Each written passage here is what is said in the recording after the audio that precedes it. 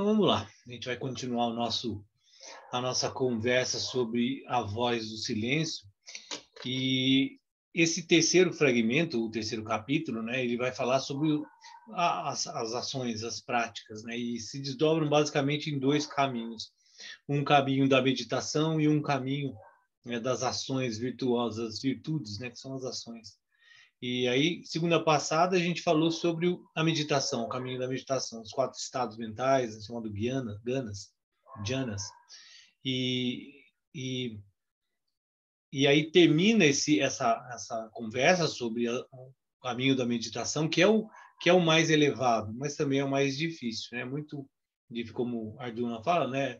É tão difícil quanto controlar o vento, controlar a mente, né? Então, a meditação, apesar de ser o caminho mais elevado de todas as tradições, basicamente dessas que se pautam na meditação, ela é o mais difícil. E a gente termina, né, com essa visão de entrar na corrente do Nirvana, que é esse estar acima das ondas, que é sair desses condicionamentos no qual a gente está preso. E entrar na corrente é um termo bem interessante, porque coloca que, nesse momento, né, é o ponto aonde o ser humano começa a se questionar da sua própria função e existência no mundo, né?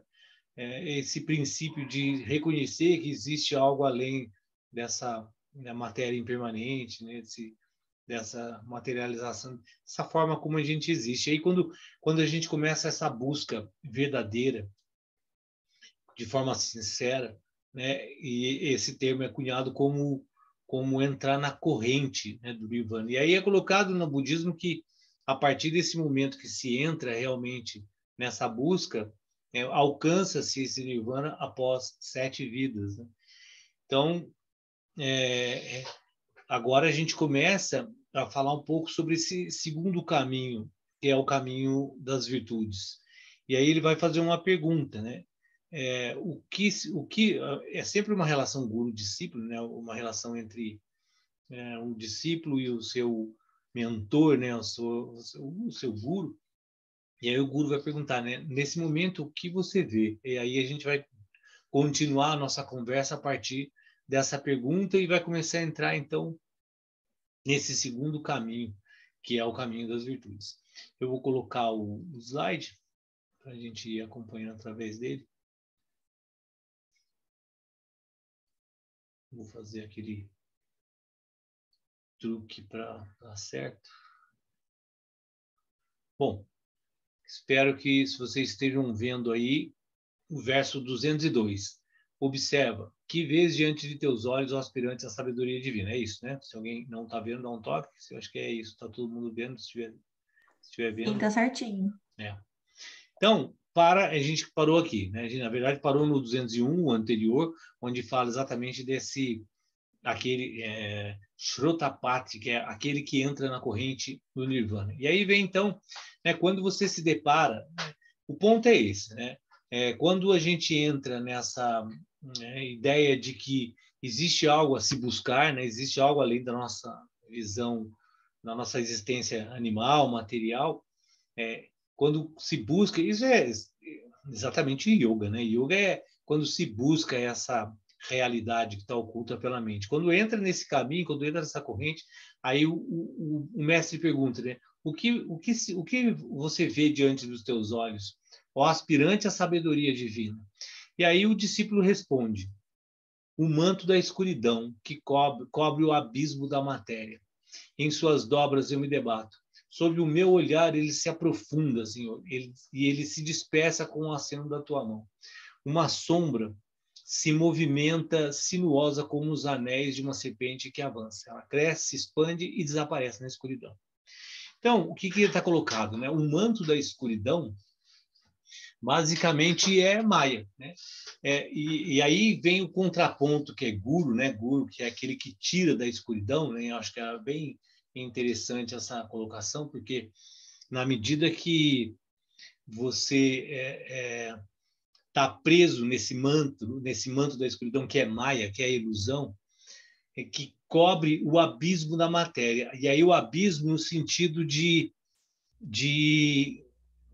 prender a gente nesse condicionamento, né? De prender a gente nessa existência mais profunda da matéria, nessa existência condicionada. Isso seria a visão do abismo.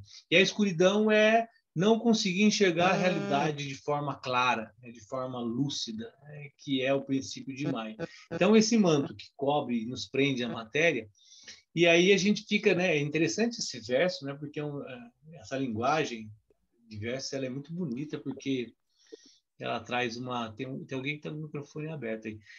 Se puder dar uma olhadinha, por favor. Ela tem uma visão muito bonita, né? Sobre essa a gente condicionado nessa existência material, se debatendo sobre essa possibilidade, essa existência. E aí ele fala assim, sobre o meu olhar, né? Porque o olhar ele está atribuído aos sentidos, né? A forma como a gente interage nesse mundo. Então, existe um manto que cobre a percepção da realidade, né? A gente se afunda nesse abismo, né? De matéria, de desejos, e fica se debatendo nisso, né? Esse é o grande princípio do sofrimento. E aí, os nossos sentidos que interrelacionam com esse mundo, eles vão nos aprofundando mais ainda, cada vez mais nos aspectos de busca de desejo, né, de compreensão errônea da existência através da interpretação pelos sentidos. Então, como se fosse exatamente essa alegoria que é colocado, né? A gente está num ambiente escuro, se aprofundando, né, cada vez mais, e se debatendo nesse sofrimento, nessa impermanência, nessa visão ilusória. E aí, como é que se dispersa tudo isso, né? Quando a gente começa a buscar entrar, voltando ao verso 201, entrar nessa corrente dessa busca de sair desse condicionamento ilusório, desse sofrimento, né? No fundo é desse sofrimento que a gente está preso nos condicionamentos, e através de algo que nos tire dessa escuridão, que aí vem exatamente a relação de guru. Quando ele fala ele se dispersa com o aceno da tua mão, é exatamente essa forma no que essas grandes almas nos apresentam os diversos caminhos para que a gente saia dessa condição, né? E aí guru pode ser entendido como uma pessoa, como um santo, como um livro, né? É sempre uma relação daquilo que nos tira da escuridão. E aí ele fala assim, uma sombra se movimenta, sinuosa como os anéis de uma serpente que avança, ela cresce, expande e desaparece na escuridão. É muito bonito esse trecho também, né?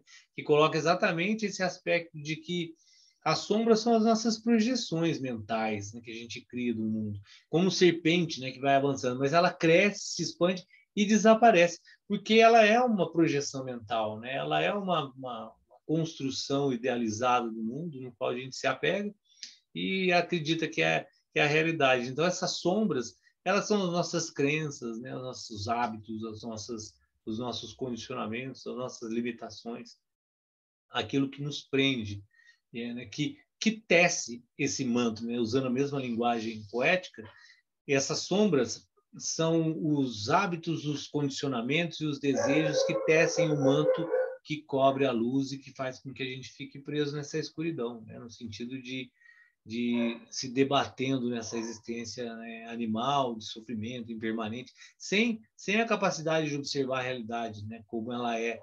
E aí o aspecto da luz, e aí o aspecto de tirar-nos dessa percepção é, é, iludida da existência. E aí no 204 ele fala assim, a sombra que ele se refere, né, que se movimenta como uma serpente e se cresce, se expande e desaparece. Só fazer um parênteses aí, né? É muito interessante também fazer uma colocação que normalmente os maiores problemas são criados à noite, né? Quando existe um silêncio, a gente entra num momento de maior concentração e aí quando a gente pensa num problema, aquele problema cresce como um monstro, né?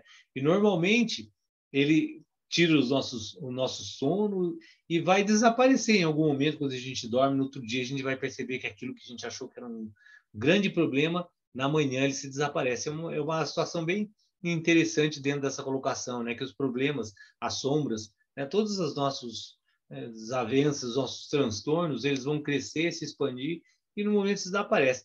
Uma outra forma também de analisar isso, né? É a gente ver analisar a nossa vida, né? 1 ano, 2 anos, 5 anos, 10 anos, né? Se você olhar para trás, existiam problemas extremamente graves, importantes, que nos aborreciam de uma forma muito profunda e que hoje simplesmente não existe, né? Simplesmente aquilo foi um momento que passou e já não existe mais, né? Mas naquele momento ele era extremamente importante. E é assim, né? Essas sombras, essas idealizações que a gente cria do mundo, hoje a gente deve estar cercado de sombras, de algumas pelo menos, e envolvido com elas e achando que elas são os grandes entraves da nossa existência, e amanhã elas vão desaparecer, vão ser outras. Esse é o princípio. E aí ele coloca essa sombra é formado pela sua mente, é de ti mesmo, fora do caminho, lançada sobre a escuridão dos teus pecados. E é duas palavras para a gente abordar. Na verdade, três. Uma a gente já falou sobre as sombras, que é essa concepção, né, da mente. O segundo é o caminho. O caminho é um termo muito usado para colocar a nossa existência, né? O caminho como essa forma como a gente percorre o mundo, o caminho como a existência em si. E aí, todas as vezes que a gente sai, né, dessa trajetória, né, no qual o ser humano é colocado, a gente cria essas sombras. As sombras são a visão errônea da nossa existência. Quando a gente consegue se conectar a uma existência fluida, natural, a naturalidade da existência, as sombras vão diminuindo, né? E os gurus são essas setas. Os gurus, os livros, né, as grandes almas, as filosofias, elas são esses apontamentos para que a gente se mantenha, né, no nosso caminho humano, nosso dharma, né, que é colocado muito na tradição védica. À medida que a gente sai desse caminho, vão se criando essas sombras que vão sendo lançadas, né, sobre a escuridão dos teus pecados. E aí é bem legal falar um pouquinho sobre pecado, porque pecado, né, pode ter uma visão doutrinária de algumas visões filosóficas, mas basicamente pecado entendo como algo que não é equilibrado, algo que sai fora da harmonia. Então, sempre lembrando que o universo ele busca uma constante harmonização em todos os sistemas, seja um átomo, seja uma montanha, seja uma galáxia, seja um corpo humano, seja a Terra, seja qualquer sistema, ele sempre se busca harmonizar. Né? Existe um princípio de extremos, né? Existe um movimento para um lado, o outro para o outro, e esses dois movimentos eles se contrapõem tentando buscar uma harmonia, né? Buscar um equilíbrio. Esse equilíbrio é o que a gente pode entender como sattva, a bondade, né? Como o caminho da nossa existência mais equânime. E aí, quando esses até um termo usado por Lao Tse, né? Todo excesso é perverso. Então, na medida que sai desse equilíbrio, seja para um lado ou para o outro, né? Nesse princípio da dualidade, no qual a gente existe, e aí vão gerar essa ideia de pecado. Pecado é algo que é feito, né, de forma a desequilibrar qualquer sistema. Então, se a gente imaginar, né, existe uma alegoria de ter um caminho no qual a gente está centrado nesse caminho. Na medida que a gente começa a deixar o caminho, vão surgindo as sombras. E na medida que a gente vai desequilibrando o sistema no qual faz com que esse caminho exista, ele pode ser entendido como pecado. Então, basicamente, o que ele coloca, né, quando ele fala dessa visão das sombras e da escuridão no qual ele está preso, e da necessidade do guru de tirar dessa escuridão, ele já começa falando, essas sombras é você que cria quando você sai do caminho, né, e são lançadas através das atitudes desarmônicas. E aí agora vai começar, então, a falar o que seriam, então, as atitudes harmônicas, né, já que se fala de uma questão de pecado. Então, ele fala, sim, aí o discípulo, Senhor, eu vejo o caminho, vejo a sua base na lama e o seu ponto mais alto que se perde na luz gloriosa do Nirvana. E agora vejo os portais, sempre mais estreitos num caminho difícil e cheio de espinhos que vai até Guiana, que é o conhecimento, né? O conhecimento, a sabedoria. Então, esse verso aí ele vai colocar, né? Ele, na medida que a gente começa a buscar, né, uma existência fundamentada no além da matéria, né, no além dessa existência animal, uma percepção de que existe algo, né, experienciando isso e buscando essa realidade que está perdida através da mente, a gente já visualiza um caminho, né, que são vários caminhos apontados por todas as filosofias e sábios, e a gente começa a visualizar isso. E aí o que ele coloca, né? Vejo sua base na lama. A lama é bem traduzido como esse princípio de sofrimento. É uma visão basicamente simples, né? Quando a gente vê que toda essa literatura, seja ela védica, derivada das védicas, que é essa literatura budista tibetana, ou outras filosofias chinesas que seja, mais as orientais, né? As ocidentais são um pouco mais voltadas na área do raciocínio, mas todas essas visões, elas se fundamentam em fazer com que o ser humano atinja a sua plenitude, né, enquanto o seu veículo humano, diferente dos outros animais. E essa plenitude, ela se fundamenta na libertação do sofrimento. Ninguém quer sofrer. Então, essas duas visões, elas trazem para um mundo muito prático todo esse estudo que a gente está desenvolvendo. Né? Por que a gente está desenvolvendo esse estudo? Por que a gente dedica todo o nosso tempo, agora uma segunda, em meio de tantos feriados, a ficar estudando? Porque a gente não quer sofrer. Né? Fundamentalmente, a gente não quer sofrer e existe uma percepção intrínseca na nossa existência de que nós temos capacidade de não gerar esse sofrimento.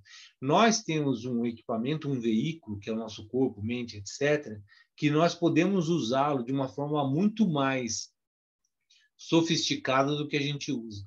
E aí vem o autoconhecimento. De acordo com o desenvolvimento desse autoconhecimento, desse veículo, a gente pode desenvolver uma potencialidade existencial muito maior do que a gente desenvolve. Isso é quase que inata a nossa existência. E aí, quando a gente percebe isso, a gente percebe que a nossa base existencial, como ele está colocando, né, a gente está na lama, a gente está usando muito pouco da nossa capacidade, né, da nossa possibilidade, e ninguém quer sofrer. Existem vários animais que são extremamente dependentes, né, pelo menos no atual sistema que a gente vive, porque se a gente pegar os animais domésticos, eles não estão mais no habitat natural deles, eles não têm como comer, eles não têm como tomar água, eles dependem extremamente, né, da nossa generosidade para sobreviver. E eles não têm condição de se autoavaliar e buscar uma condição melhor de existência. Né? Se a gente pegar quase que a maioria dos seres da Terra, eles estão vivendo absolutamente na naturalidade, mas sem a possibilidade de se libertar dos seus condicionamentos. O ser humano ele entra nesse patamar que ele pode existir com a naturalidade, que deve existir com a naturalidade de todos os outros seres, mas com um ponto fundamental, que é a capacidade de autoobservação, de individualidade e de se libertar desses condicionamentos de sofrimento. Então ele fala, eu vejo o caminho, que é esse, o caminho é esse, eu sou humano, eu tenho uma capacidade de autopercepção, eu tenho a possibilidade de desenvolver esse autoconhecimento e eu tenho uma ferramenta extremamente sofisticada que é o meu corpo e minha mente que eu posso usá-la de uma forma muito mais potencializada do que eu uso, naturalmente falando de mim, né, que eu uso hoje, não sei vocês, mas e aí eu preciso desenvolver uma disciplina, um sadhana, né, um preparo para que eu saia dessa condição. Então, eu me vejo na lama. Essa é a condição que ele está colocando nesse verso 205. Eu vejo a sua base na lama, mas vejo o seu ponto mais alto que se pede no Nirvana. Percebe? A gente consegue visualizar através das grandes almas, dos santos, dos yogis, que nos mostram esses caminhos de uma forma literária, de forma verbal, e de forma existencial, né? A existência deles são esses exemplos. E aí a gente começa a olhar, né, como ele está colocando nesse texto, o ponto mais alto que se pede no Nirvana. Né? Então eu tô situado na lama, mas eu consigo enxergar que existe algo muito superior a isso. Né? E agora, ele fala no texto, eu vejo os portais, né? A forma como eu consigo sair disso, dessa ilusão, que são as práticas das filosofias, das religiões, né? São as grandes almas, são todo o sistema de conhecimento que a gente tem sobre a própria respiração, utilização, que vai falar agora sobre essas virtudes, basicamente são 6 que levam a 7, que é a sabedoria, né? E completam com 4, dependendo do estado, né, que são os mais avançados. Mas aí o que ele coloca, né? Eu vejo essas possibilidades, né, esses portais, que são difíceis, são estreitos, né, um caminho difícil, cheio de espinha, não tem outra forma, não sei, dedicação, disciplina, mas isso vai me levar à sabedoria, ao conhecimento real, né? A me desvincular dessa ilusão, né? Que aí é chamado de guiana como conhecimento. E aí, o verso 206, ele vai falar assim, tu vês corretamente. O guru, né, falando para o discípulo. Né? Você falou que ele viu o caminho, né, que consegue enxergar, que ele está na lama, consegue enxergar o nirvana, e consegue ver que existem portais difíceis, que vão dedicar disciplina, mas ele consegue enxergar. E aí, o mestre diz, né? Tu vês corretamente, Lano são os discípulos. Né? Esses portais levam o aspirante a cruzar as águas até outra margem. Então, ele já coloca, né, que existe uma forma, né, de a gente sair disso. E esses são os grandes pontos das filosofias, das disciplinas, nos mostrar como elevar a nossa condição o máximo possível.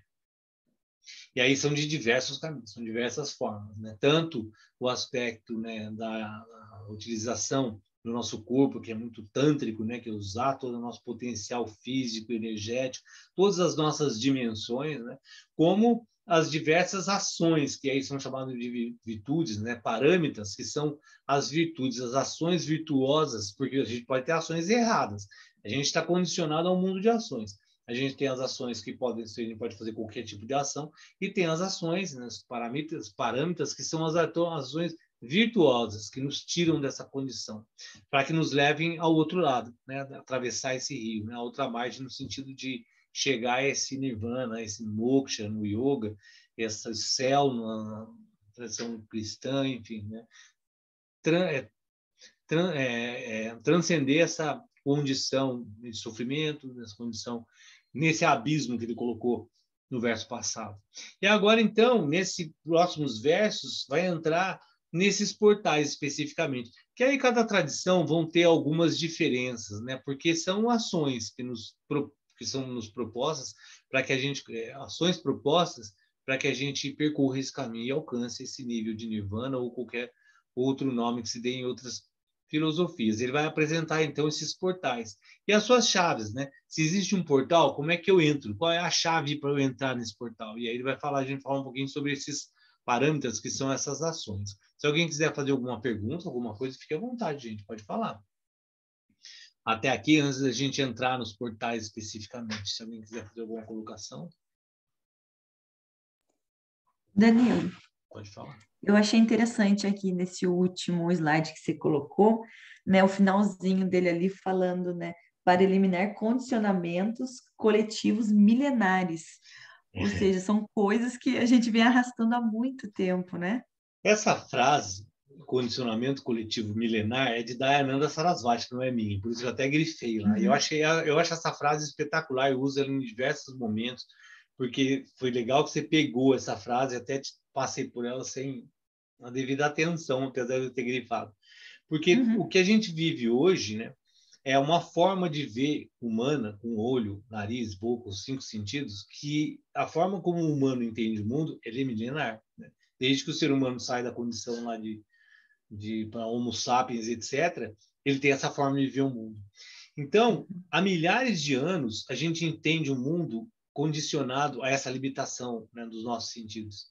E essa limitação é coletiva, porque todos os humanos que a gente conhece, né, os nossos avós, enfim, vê dessa forma.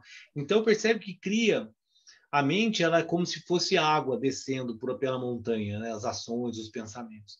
E essas águas, né, elas vão criando uns fios que vão gerando como se fossem sulcos, né, fazendo como se fossem rios. E aí você percebe que há milhares de anos, todos os seres humanos veem de forma iguais, né, essa concepção idealizada do mundo, ilusória, e vai criando profundos sulcos na mente.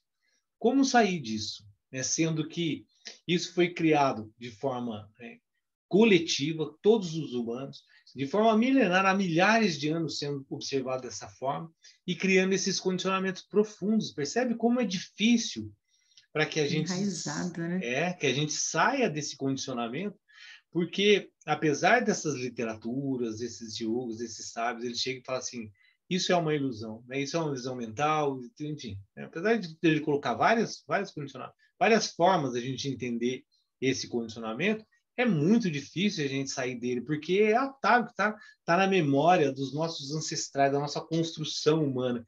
Então, como chegar de um momento para o outro, por isso que eles colocam esse exemplo de 7 vidas. Porque não dá de um momento para o outro você falar assim, essa concepção é ilusória, não é isso, existe, enfim, uma outra concepção do mundo no qual você está preso de forma condicionada. Percebe? Até pode entender isso racionalmente, mas se libertar desse condicionamento é muito complexo, é muito difícil. Por isso essa frase ele resume muito interessante, né? É muito mais profundo do que a gente imagina, né? Não é É, só assim, pensar assim, eu vou mudar isso aqui. Não, isso vem lá dos nossos exatamente, antepassados. exatamente. Dos nossos antepassados, da nossa condição humana. E é um Sim. condicionamento extremamente profundo. Então, sair dele vai exigir, por isso a ideia de sadhana, né? De todo esse exercício constante. Por isso a abhyasa, né? A abhyasa é a palavra que significa uma prática constante diária. Né? Porque a gente vai ter que, para mudar esses padrões, né? Tem que, por isso o termo também em sânscrito é chamado parinama, né? Que é transformação. E no Yoga Sutra trabalha muito essa questão de que toda essa prática do yoga, ela gera uma transformação, porque a gente precisa, na verdade, transformar a nossa Uhum. consciência, a nossa forma de ver o mundo, para conseguir sair desses condicionamentos. É o que você falou, né? É profundo, né? Isso. A gente acha que, entendi, né? Não. Não, É. não. Essa compreensão, a Iyengar fala, todas as células do seu corpo têm que entender. É muito mais profundo que simplesmente uma compreensão racional. Até eu estava vendo um Exato. texto ontem, um texto chinês, que é muito bonito também, um livro bem importante da filosofia chinesa. E aí ele fala exatamente essa essas percepções, elas não são racionalizadas. Aí até tem uma parte do texto que fala assim: na medida que você expressa, perdeu a condição de compreensão. É lindo isso, né? Porque a É. expressão mental, linguística, já é totalmente contaminada, já é totalmente distorcida. Então, Isso. o conhecimento antecede a expressão. É muito louco isso, né? Então, se você estiver pensando, quer dizer que já está errado, né? Tem Já que ser uma coisa perdeu. totalmente natural. Exatamente, exatamente. Na medida que você consegue conceber essa realidade, ela está muito além, aquém, né, da utilização mental. Na hora que você usa a mente para expressar isso, já não é mais. E aí, por isso, a dificuldade desses textos, da Uhum. mitologia, das várias formas de tentar passar, né, esse conhecimento. Porque na medida que entrou a linguagem, já não é mais a realidade em si. É muito louco, né? Olha só. É, Porque está além da racionalidade. Né? Porque a sim. racionalidade está presa nesse condicionamento milenar coletivo. Porque se a gente tenta racionalizar, daí já perdeu. Já está totalmente condicionado. A forma É. ilusória de ver o mundo, a própria forma de expressar já é um erro. Já. E aí são seis atitudes, né, virtuosas que geram a sétima. Né? Vamos falar dos seis, porque vai até o sexto, o sétimo, na verdade, Pragya é a sabedoria. Né? Na verdade, é o resultado dos seis. Então, ele fala assim, cada portal tem uma chave de ouro que abre o seu portão. E essas chaves são, cada um desse aqui, do 1 até o 7, é um verso. Então, eu coloquei de verso 207 ao 213. Mas são pequenos versos que vão falar sobre esses portais, né? Essas ações virtuosas, né? E suas chaves. Né? Paramitas, são 6 paramitas. Então, o primeiro é Dana. Dana é caridade, doação, a chave da compaixão e do amor imortal. Então, é legal porque aí começa aquela coisa que a gente já viu em alguns outros pontos também, mas que sempre a gente está girando e acaba caindo em algumas situações que são comuns. Entender a caridade como uma ação, como uma prática, como parte do sadhana, não como ato de bondade, mas como um exercício. Existem algumas literaturas que condenam até a caridade, porque a caridade ela é feita de forma egóica, de uma forma geral, né? Sempre buscando um benefício. Mas eu entendo que outras filosofias se insistem muito na caridade como um aspecto, como uma ação necessária. Entendendo ou não, ela leva a um conhecimento. É como você entrar na escola, né? Nos primeiros anos primários, você vai ter uma base, né, no qual você não vai compreender ainda o que é necessário compreender, mas é extremamente necessário passar por esse processo, por esse exercício, para conseguir chegar nos degraus mais altos. Então, caridade é entendido em vários momentos como um exercício necessário. Faça, independente. O espiritismo se utiliza muito disso também, desse instrumento, né? Faça a caridade. Independente se você está fazendo para colocar na internet, no Instagram, se é para você, então, enfim, não importa. Mesmo de forma errada, mesmo no modo da ignorância, a caridade é uma ação de conexão, de compreensão, de compaixão, de compreensão da necessidade de interação das pessoas, de ajuda, que fazendo errado, numa hora vai entender a forma correta. Se, como usando o mesmo texto, né, se a gente entra na corrente do Nirvana e tem 7 vidas para chegar ao Nirvana, né, então não tem necessidade de aprender tudo na primeira, né? Mas a ação que é inerente à nossa existência, não tem como a gente existir sem agir. A ação, ela tem que ser buscando um caminho virtuoso, por isso é muito usado esse termo virtude como um caminho, né, como o caminho das ações. Então, o primeiro ponto é se doar, né? É esse princípio que, na verdade, né, eu até comentei sobre isso também, toda essa conversa, se você analisar, existe um aspecto que transcende a linguagem. Foi o que eu acabei de colocar agora. Isso é muito interessante isso. Esses sábios enfim, já sabiam isso, né? Eles falam que quando você usa o raciocínio, a lógica, a linguagem, né, você está tentando encontrar uma forma de expressar algo, né, que transcendeu isso, né, que já antecede isso, uma realidade que é incontaminável. Ela existe independente da testemunha da nossa existência, existe uma realidade e ela vai sendo expressada com as nossas limitações. Então, tudo que a gente fala, na verdade, existe um princípio fundamental, né, que existe antecedendo as explicações. Caridade, por exemplo, doação e essa interação, volta lá no princípio das 3 forças agindo, né? Sattva, Rajas e Tamas. Sattva é a harmonia, Rajas é o movimento e Tamas é a inércia. Esses 3 movimentos que compõem o universo, eles estão em constante movimento, né? Que é o princípio existencial do universo, é movimento, é ação. Então não existe inação, né? A não ser entendendo inação como uma consciência fora desse sistema.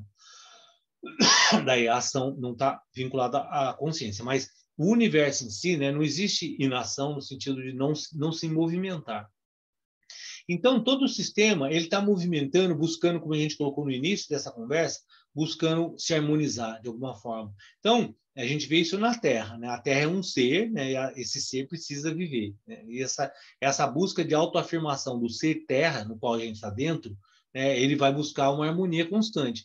Então, mesmo que a gente gere alguns efeitos que atrapalham o clima, o efeito estufa, alguns destrói a natureza, todos esses efeitos negativos que o ser humano está gerando na Terra, ela vai buscar, né, compensar isso e restabelecer a harmonia desse sistema, desse ser. Né? Seja uma Terra, seja o nosso próprio organismo, o sistema imunológico, seja um átomo, seja qualquer sistema busca essa. Então, percebe que para que esse sistema funcione de forma equânime, estável, tem que haver uma constante troca, porque é uma rede, né? Como o próprio Tantra significa, é uma teia, onde todas as ações são interrelacionadas. Né? Não existe nenhuma ação de nenhum ser do universo que não esteja interrelacionado nessa rede. Então, tem que haver uma constante troca entre essa rede toda de funcionamento para que ele funcione de forma estável. Fica claro isso, gente? Atrás da percepção do que é caridade, do que é bondade, do que é viver de forma harmônica, atrás de tudo isso, nós somos presos, condicionados a um sistema, né? A um sistema universal, que esse sistema ele está buscando essa harmonia constantemente, independente de existir uma testemunha humana interpretando isso. Se não existe humano, todo o universo ele vai continuar funcionando, buscando essa harmonia constante em todos os seus sistemas.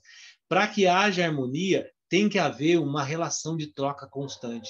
Esse é o princípio de doação, de caridade, onde eu preciso de entender como ser humano, na minha visão ilusória e individual, que esse é o grande problema humano, né? Essa percepção individual, que não faz parte dessa rede, às vezes eu perco a noção de que eu preciso estar constantemente doando, né? E eu preciso estar constantemente interagindo nesse sistema para que ele funcione de forma harmônica. Porque na medida que eu não faço a minha parte de doação, eu gero um desequilíbrio no sistema. Então, na hora que tem um monte de gente morrendo de fome e eu comendo, esse sistema está desequilibrado. Na hora que eu tenho acesso a cuidar da minha saúde e outros não, percebe que esse sistema de individualidade, não doação, né, não caridade, desequilibra o sistema. Eu preciso entender que eu preciso estar interagindo constantemente em conexão nessa rede. Fica claro, gente, é muito bonito entender isso, porque transcende o que a gente entende por caridade. Só que como a gente não tem essa capacidade de compreender essa inter-relação, né, essa necessidade desse interrelacionamento com todos os seres, não é ser humano com ser humano, é a relação do ser humano com a existência em si, né, que vem o princípio de meio ambiente, né, quando a gente está preocupado com o meio ambiente. Não é preocupado, a gente não tem que cuidar do meio ambiente, porque a gente é o meio ambiente e a gente está absolutamente interrelacionado com ele. Então, na medida que eu não consigo enxergar isso, eu gero um desequilíbrio. E aí o próprio meio ambiente vai criar esse equilíbrio, querendo eu ou não. Só que para eu entender, eu como humano, eu tenho essa possibilidade de autoanálise, e essa é a grande diferença. E aí a gente cria linguagem sobre essa percepção, que é esse princípio da caridade. Então, percebe por que eu tenho que ser caridoso? Por que eu tenho que ajudar as pessoas? Não é para eu ir para o céu, né? Ir para o céu no sentido de estabelecer uma libertação desse condicionamento, sim, né? Mas não é ir para o céu porque eu faço bondade, sou bonzinho e recebo uma recompensa. É porque a recompensa, ela é o sistema kármico. Eu faço coisas razoáveis, coisas harmoniosas, recebo coisas harmoniosas. Esse é o sistema karma, né? O sistema de ação e reação. Então, na medida que eu gero ações de conexão, de estabilidade, naturalmente esse sistema se estabiliza e eu recebo os benefícios de um sistema estável. Na medida que eu faço o contrário disso, eu recebo as ações exatamente contrárias disso. Então, o princípio de compaixão, de amor, são colocações mentais que a gente cria, mas que vê que transcende isso, né? É muito mais intrínseco à nossa existência como existência, como materialização do universo, do que as observações que a gente faz mental. Mas só que as observações mentais é extremamente necessário, porque é a forma como a gente vê o mundo. Então, o que os sábios entendem, né? Como criança, como adulto falando para criança. Essa é a forma que você entende o mundo? Então faz caridade, né? Doe, faz doação, compaixão, e você vai ganhar isso em algum momento lá na frente. É o sistema de recompensa, né? Você faz a sua tarefa e você ganha o chocolate, você ganha... É a forma como a gente vive, né? Absolutamente infantil dentro dessa percepção da existência real, né? Porque a gente está absolutamente preso na ilusão. Esse é o mundo de escuridão no qual o manto que cobre a nossa existência, né, que ele relacionou no verso anterior. Então, o primeiro passo é caridade, é estabelecer esse princípio de conexão, né, de doação, de, de necessária inter-relação. O segundo é eu preciso conviver em harmonia. Nossa, gente, eu achei que ia dar para falar, mas acho que não vai dar nem para terminar esses 6. Mas tudo bem, termina semana que vem. Já são 8h20, né? O segundo quando eu preciso me estabelecer numa relação, uma inter-relação, eu preciso de alguns princípios. O yoga ele se coloca como o Mahavrata, o grande voto, né, que antecede toda a prática do yoga, chamado de yama. Os yamas eles são exatamente esses princípios de disciplinas éticas e morais. Os 10 mandamentos, né? Todas as filosofias e todos os caminhos, né? Todos os gurus, aquilo que nos tira da escuridão, colocam alguns instrumentos de estabelecer o princípio de ética e moral. Por quê? Porque, como está colocado, essa é a chave da harmonia. Eu preciso viver de forma harmônica. Como é viver de forma harmônica? É viver numa forma de estabilidade, onde todo mundo cumpra o seu papel, né, e faça com que o sistema no meu entorno funcione. A gente vê lá nos chakras, né? O final dos chakras é enriquecimento, enriquecer o nosso entorno. É exatamente esse ponto. Né? E aí você vê que a frase está sendo usada aí muito interessante, que é contrabalança a causa e efeito. Por quê? Né? E deixa mais espaço para ação kármica. Por quê? Porque se eu só faço coisas buscando harmonia, as reações elas são harmônicas. Então, se estabiliza esse sistema, né, de karma. Se eu faço várias coisas desarmônicas, eu vou receber o contraponto exatamente desarmônico, e isso cria uma instabilidade. Essa estabilidade, né, que vão criar os diversos transtornos e sofrimento nessa existência. Então, eu preciso estabelecer princípios de relacionamentos básicos. E aí, voltando, né, como a gente é humano, a gente estabelece uma forma de compreensão do mundo, condicionada milenarmente, né, como a gente colocou agora anteriormente, e esses condicionamentos nos levam a desenvolver sistemas de vida, né? Esses sistemas que são os que a gente conhece hoje, né? As formas do qual a gente encontra de convivência. Essas são as disciplinas. Independente do momento no qual a gente está vivendo, que mudam um pouco as formas de convivência, mas algumas são básicas. Não matar, não roubar, né? Não... Enfim, citar alguns pequenos exemplos aí de nos 10 mandamentos ou qualquer que seja, pegar do yoga, né?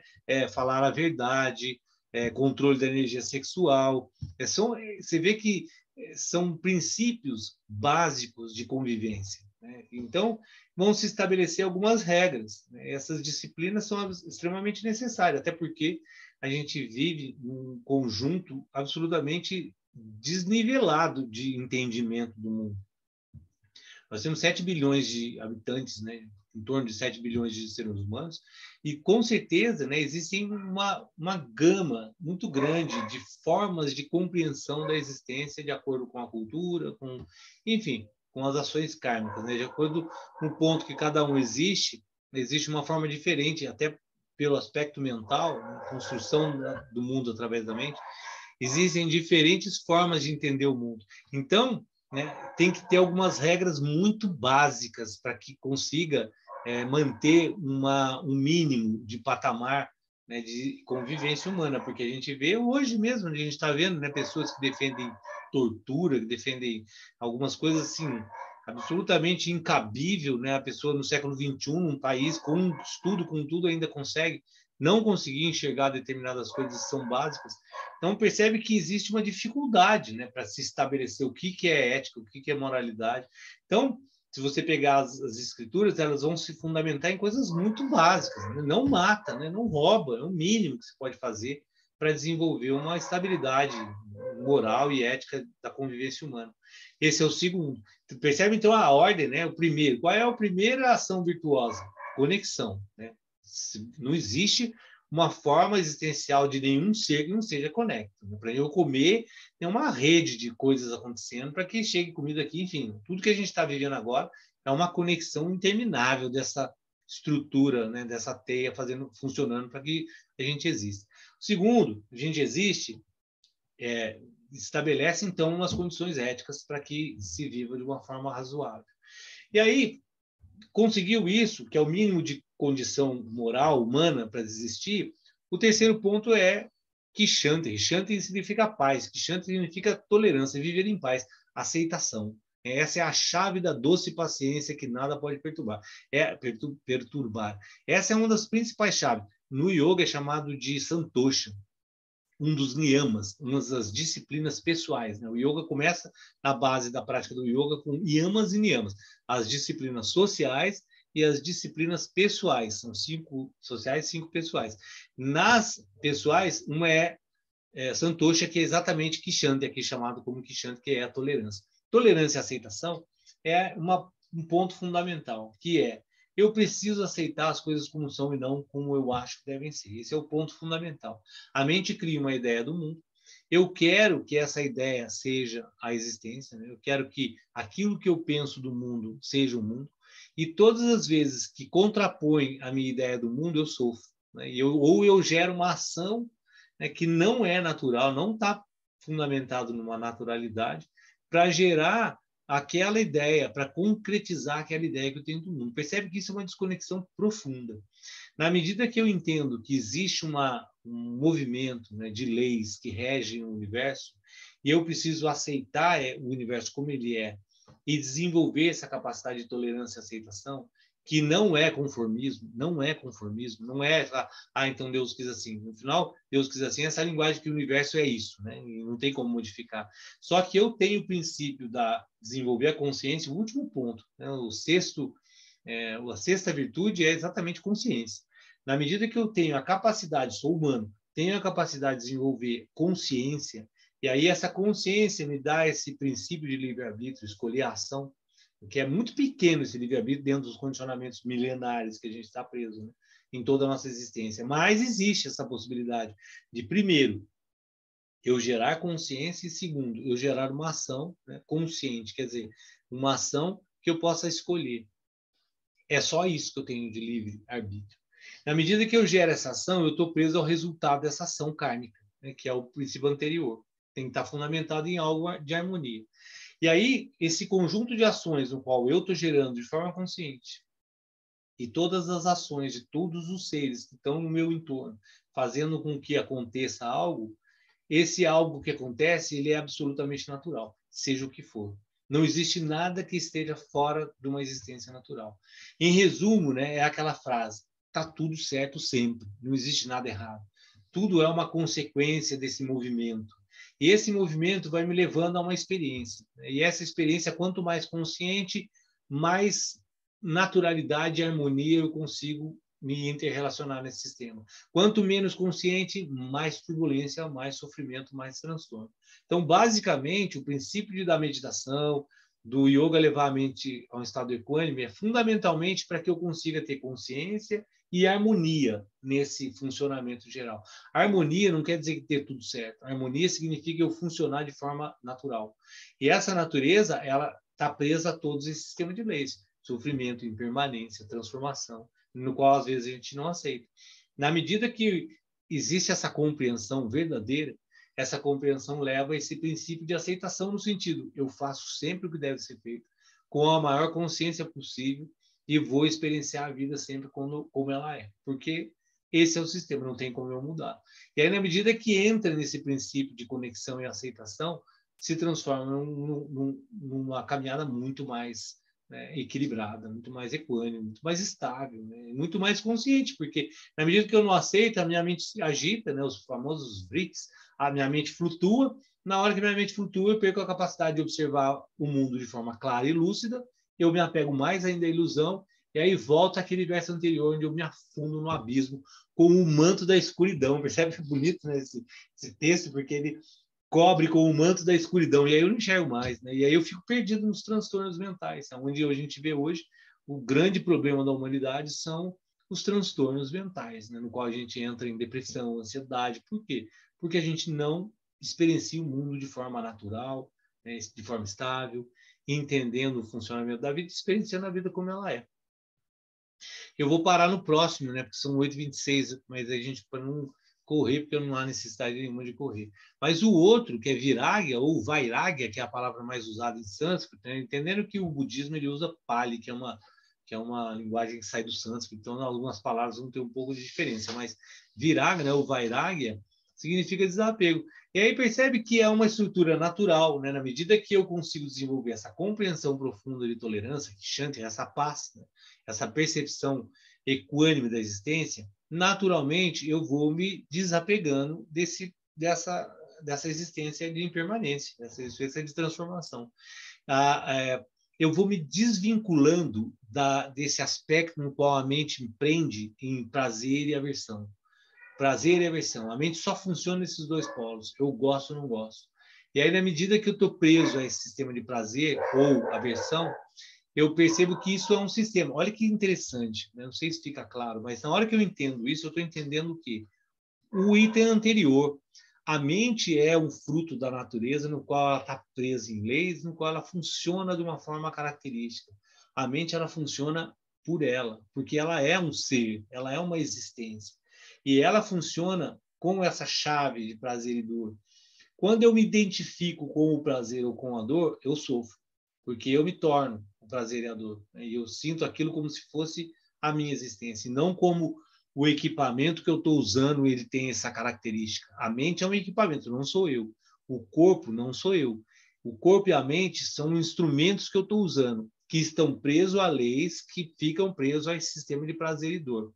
A vitória sobre a ilusão, como ele está falando, a chave da percepção é quando eu percebo isso e me desidentifico disso. Apesar de eu estar profundamente, milenarmente, condicionado a essa visão do corpo ser eu, da minha mente ser eu, ser a minha existência, eu tenho que gerar esse trabalho, né, de observar o mundo de forma não relacionada diretamente. É aquela coisa, né? A dor é inerente ao meu equipamento. O corpo sente dor.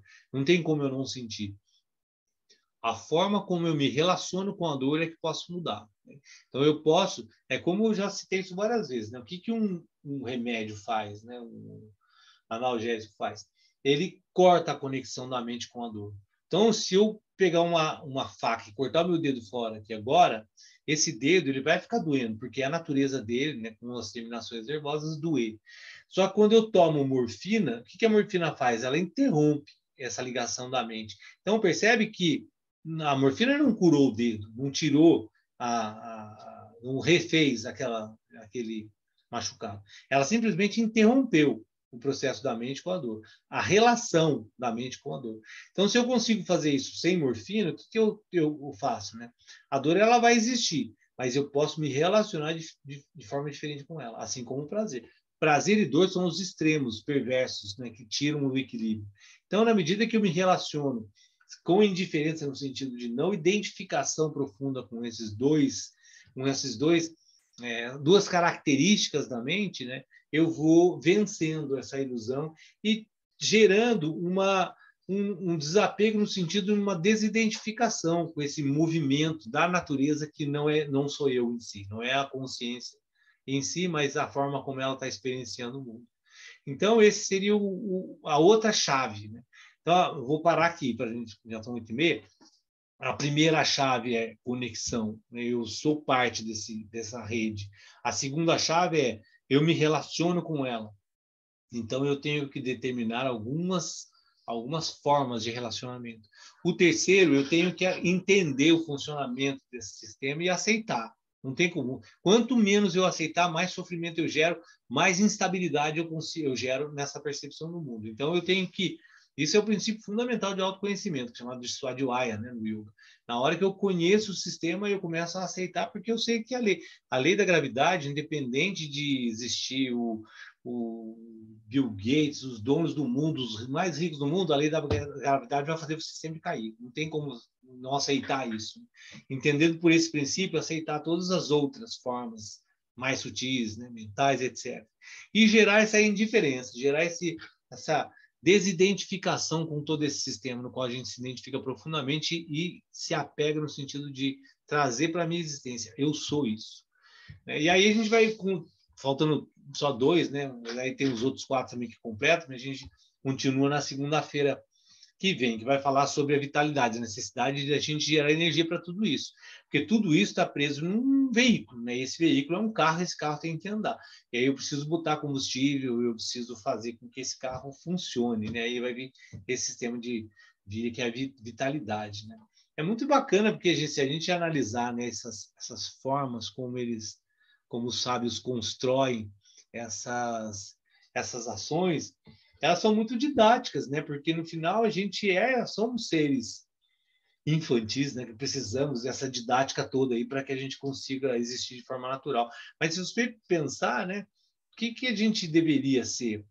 Parar a viagem, esse é o princípio fundamental da meditação. Para a viagem e se reconecta, né, à natureza. Quanto mais natural, eu vejo muito isso na questão de alimentação. Quando existem toda uma estrutura aí de visões de alimentações, né, que são absolutamente às vezes complexas, tem que comer, e fazer isso, e fazer conta, e fazer um monte de coisas. Quanto, né, o natural seria, coma o que é natural. E se você comer de forma mais natural possível, tá tudo certo, não tem nada errado. Come como você tem fome, come aquilo que tem uma máxima que fala, né? Descasque mais do que tire da caixa, né? Quanto mais você usar menos coisas processadas, mais usar da naturalidade, porque nós somos natureza, gente. Não tem como a gente, sendo natureza, não conseguir viver de forma natural. Só não vive porque a gente está preso nessa viagem louca com a qual a gente está preso. É a mesma coisa de tentar ensinar um cachorro a ser cachorro. Ele nasceu cachorro, o dharma dele é cachorro, ele vai ser cachorro, ensinando ele ou não. Nós somos seres da natureza, né, que estamos por uma viagem mental desconectados, mas no fundo nós somos. É só parar um pouco a viagem que está tudo certo. A forma como existir está dentro da nossa própria existência. Mas agora falei em vocês, falei demais já. A gente parou, só para anotar, para não esquecer, a gente parou no item... A gente parou no item... No 4, né? 4, isso, desapego. Fiquem à vontade para falar, gente. Nossa, muito legal, né? É muito legal. Bacana. Parece um conectado com o outro, né? Quando você vai fazendo um por um ali. Muito bacana É um isso. conectado com o outro, é uma escada, né? Eu não tinha visto essa visão da palavra desapego, né? Que a gente fica sempre imaginando, né? Desapego, né? Sem apego, uma coisa assim. Mas eu até notei aqui a diferença em relação ao prazer e dor. Sim. Né? Eu Que não é tinha um pensado sistema da dessa mente, né? forma. E que é outra forma de pensar. A mente funciona assim. Não sou eu que funciona assim, né? Não sou eu como a testemunha desse sistema que gosta ou não gosta. A minha mente é assim. Então, é só entender isso e ela vai funcionar dessa forma, só que ela não sou eu. Esse é o grande ponto do desapego, né? Quando eu gero essa desidentificação com a minha própria mente. Quando você estava falando ali também acho que é do segundo das disciplinas, eu lembrei da primeira aula minha de yoga. Ó, foi exatamente sobre os niyamas, né? É isso mesmo, os yamas e os niyamas. Isso. E daí, quando você começou a falar, eu falei assim, deve ser sobre isso mesmo. Porque quando o Patanjali, no Yoga Sutra, né, coloca a estrutura básica da prática do yoga. Ele começa exatamente por esse ponto, né, que aí está chamando as virtudes, né, talvez também como livro das virtudes. Se você é humano, você tem uma relação, você tem que estabelecer uma relação estável, né? E aí, para isso, você não pode mentir, não pode roubar, não pode, enfim, controlar. É o básico, né? Se manter seu corpo limpo, ter tolerância, que é a mesma estrutura de todas as filosofias, né? É tão óbvio, mas precisa ser dito. O óbvio precisa ser dito. Então, mas é que esse óbvio, ele é entendido de forma muito superficial, muitas vezes. Assim como a gente estava falando da caridade. A caridade, se você analisar, ela é um exercício extremamente necessário de conexão. Agora, se você entender isso como uma forma de você se tornar uma pessoa melhor, boa para ir para o céu, tá ótimo, tá bom também. Mas não é. A gente sempre entende de forma superficial. Só na superfície. É igual desapego. Muita gente fala assim, eu sou desapegado. Mentira. Desapegado em qual aspecto, né? Desapegar de coisa que você tem em sobra não é desapego. Exatamente. Igual tolerância, né? Que é muito confundido também tolerância com essa compreensão. Porque tolerância e aceitação é uma compreensão profunda. Não é simplesmente eu aceitar porque, sei lá. Fique à vontade, você pode falar. Eu estou vendo que você está com o microfone aberto, esperando para falar. Fica à vontade. Não, só concordando, estou interagindo. Já falou tudo aí. Eu não falei nada, na verdade, eu só li. Eu adorei a aula. Adorei a aula. Eu estava conversando com a Cori, se eu não me engano, o encontro passado, sobre esse livro já está no terceiro fragmento. Está no terceiro fragmento e a gente deve terminar, talvez aí mais um mês, não sei exatamente quando, mas está no final. E o que estudar depois, né? E aí eu estava pensando em a gente pegar nessa mesma linha, pegar uma literatura que não é do yoga, como essa, porque traz um novo olhar, né, sobre toda essa estrutura que a gente estuda mais, né, próximo do yoga, mas que é muito bacana, que é muito complementar quando você pega uma outra linha, né? Sim. Eu tenho 2 livros aqui que eu estou pensando seriamente, depois até vou pôr no votação lá no grupo, né? Que são 2 livros também muito bonitos, que vão dar uma outra visão ainda dessas mesmas coisas, mas com outro olhar. Qual é o autor que você vai... Então, tem Bom, se alguém quer falar mais alguma coisa, não vou começar a bater papo aqui, né? Quem for pegar a gravação, se alguém quiser fazer mais alguma colocação, fique à vontade. Senão eu só termino a gravação e a gente continua conversando. Tranquilo, gente? Tranquilo. Então, deixa eu só falar um pouco. Pode falar. Sobre a caridade aí que você colocou. As pessoas têm uma visão errônea da caridade. Sim. Por quê? Porque só pensa que a caridade é algo material. Sim. Elas não têm uma noção de que a caridade é uma palavra, não é? É um gesto que você faz. Sim. É a própria renúncia de si mesmo e o fato de você não é perdoar, né? Mas entender o outro quando ele está ali de uma certa forma irado. E aí você não responde da mesma forma, você tenta se manter ali calmo. Isso é uma caridade. Então, as pessoas têm essa ideia errada, que a caridade é material, dinheiro, doação. Não é. E caridade exatamente é uma conexão, né? Caridade é você se conectar, é uma doação. É uma doação, é uma renúncia de você mesmo em prol do outro. Exatamente. Né? Por isso é o primeiro ponto, né? Essa necessidade que a gente tem de se reconectar. Geralmente a gente fala assim, a caridade. Mas eu não tenho muito, eu tenho pouco, eu não tenho quase nada para doar materialmente. Sim, mas você tem algo interno que você pode doar. O simples fato de você falar com uma pessoa e tirar ela de uma situação de tristeza, isso já é um ato de caridade profundo. E aí tem uma outra conversa, que nem vou entrar nesse mérito agora, que é muito bonito, de uma palestra de Dayananda Sarasvati, que é um outro yogi importante, que ele fala dessa coisa de quando você dá, seja o que for, seja uma palavra, seja qualquer coisa que você ajude outra pessoa, você se coloca numa posição de que você pode dar e gera uma autoestima, e essa autoestima ela é um combustível para a nossa vida. Eu achei tão bonito isso, porque quando você se coloca numa posição de eu não consigo dar nada, você se coloca num profundo processo de baixa estima. Né? Eu não tenho nada para dar. Mas ninguém não tem nada para dar. Sempre a gente tem a possibilidade de estar de doando. Né? E essa doação gera esse combustível de autoestima que faz com que a gente viva de uma forma muito mais plena. É bonito isso também.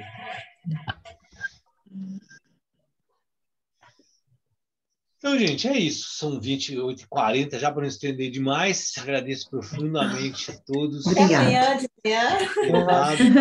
Até amanhã, às 9h, de volta. Até amanhã. Amanhã estarei lá. Para todo mundo. Namastê. Boa noite para todos. Boa noite.